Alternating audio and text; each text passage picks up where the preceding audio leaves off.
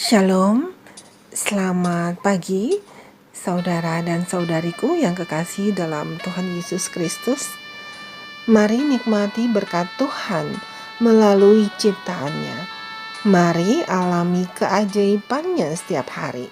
Melihat kebesaran Tuhan melalui dunia yang menakjubkan. Yang ditulis oleh Pendeta Doug Batchelor. Mari kita berdoa.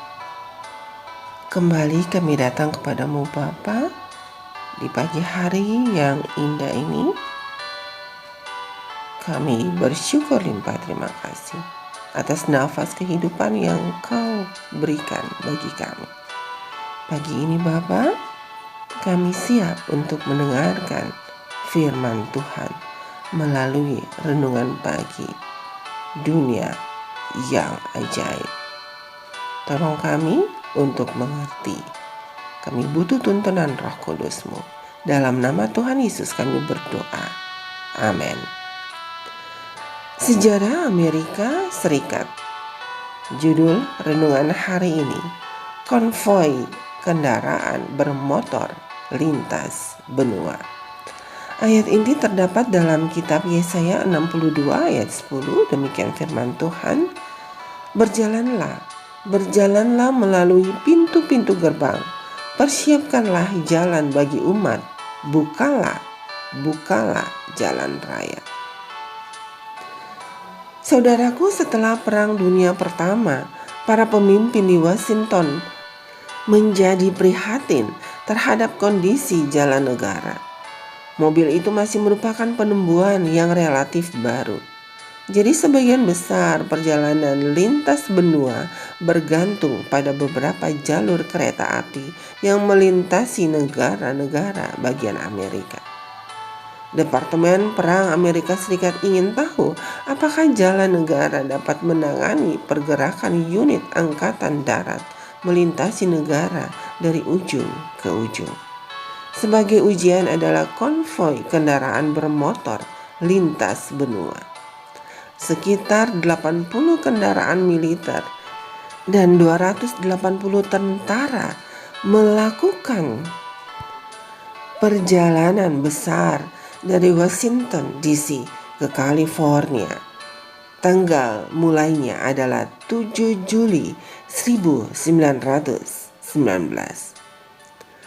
Seperti pasukan kavaleri masa lalu, para pengintai dari Angkatan Darat akan berkendara di depan konvoi untuk memeriksa kondisi yang terbentang di depan. Yang membedakan adalah mereka akan mengendarai motor Harley Davidson, bukan kuda. Konvoi melakukan perjalanan di atas jalan tanah, jalan setapak, jalur gunung yang berkelok-kelok, dan gurun pasir yang pasirnya bergeser secara kasar di sepanjang rute Interstate 80 saat ini.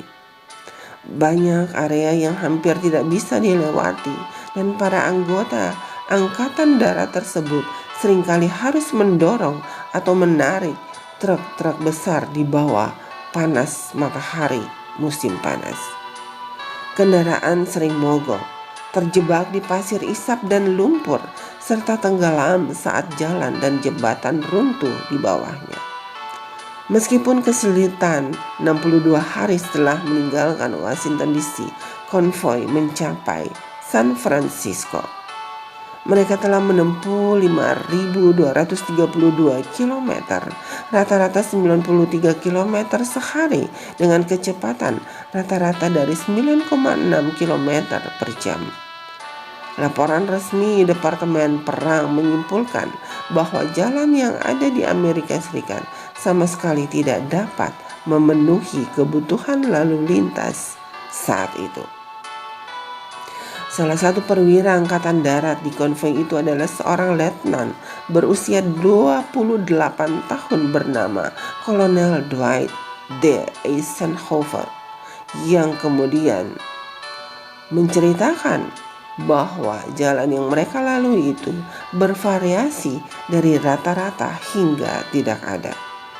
Eisenhower tidak pernah melupakan pengalaman yang melelahkan itu Dan salah satu hal terpenting yang dia lakukan setelah menjadi presiden adalah menciptakan sistem jalan raya antar negara bagian.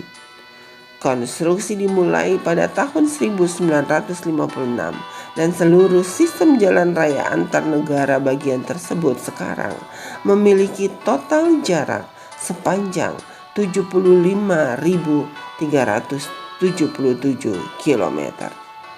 Ini adalah sistem jalan raya terbesar di dunia dan proyek pekerjaan umum terbesar dalam sejarah.